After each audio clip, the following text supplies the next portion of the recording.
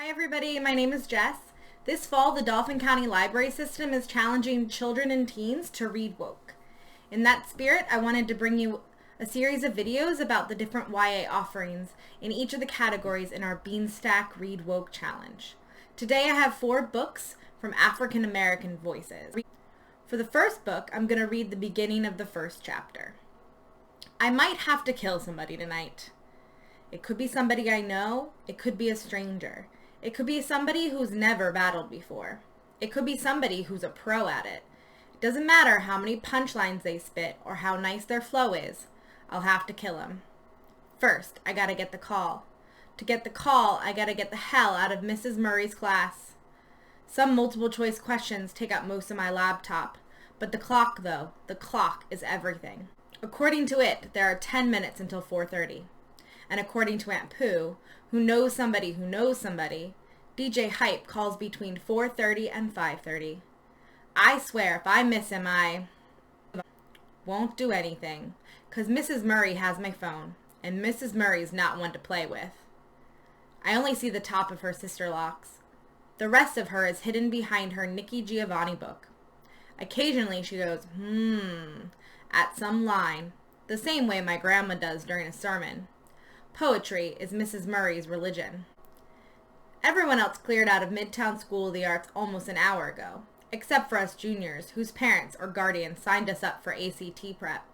It's not guaranteed to get you a 36, but Jay said I better get close since she paid those folks a light bill for this class. Every Tuesday and Thursday afternoon, I drag myself into this classroom and hand my phone over to Mrs. Murray.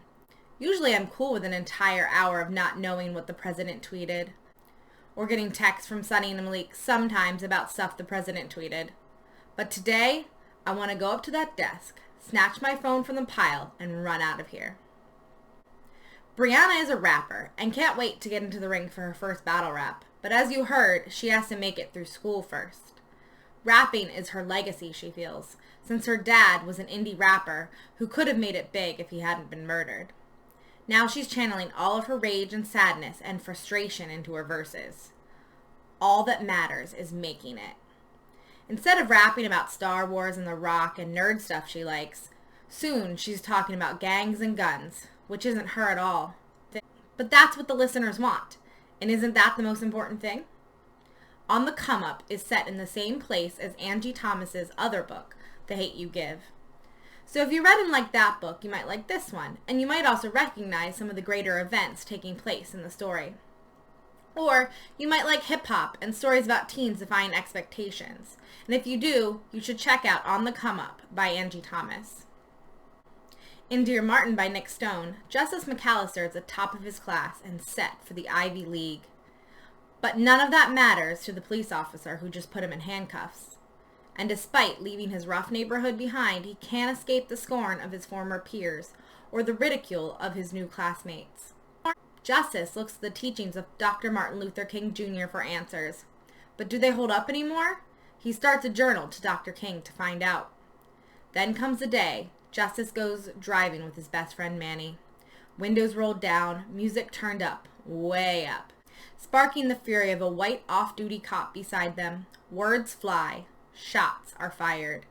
Justice and Manny are caught in the crosshairs. In the media fallout, it's Justice who is under attack. Imagine knowing that magic is real. Like 100% definitely real. But if you were to use it, you'd be hunted down and put to death. Zelly knows this to be true because her mother could use magic, and her mother was killed by those who fear it. Because she's a magi, or a magic user with their distinctive white hair, she's treated like a second-class citizen when she's not actively fearing for her life. When she meets Amari, the daughter of the man who ordered her mother's death, her life gets even more perilous. But with Amari, there's a chance that magic could come back, and Zelly could learn how to control her powers. Their quest will be dangerous and complicated, but it's worth it to free her people.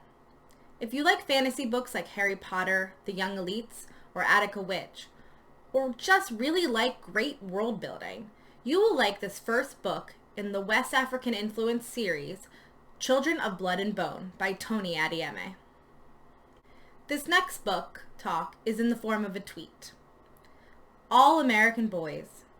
Hashtag Rashad is absent again today. A bag of chips. A bystander. An arrest. A beating. A video. A hospital stay. A protest. This is the story of a single violent moment and the aftermath told from two perspectives. Talk to you next time in the next video. I'll give you some other Read Woke recommendations from Asian American voices.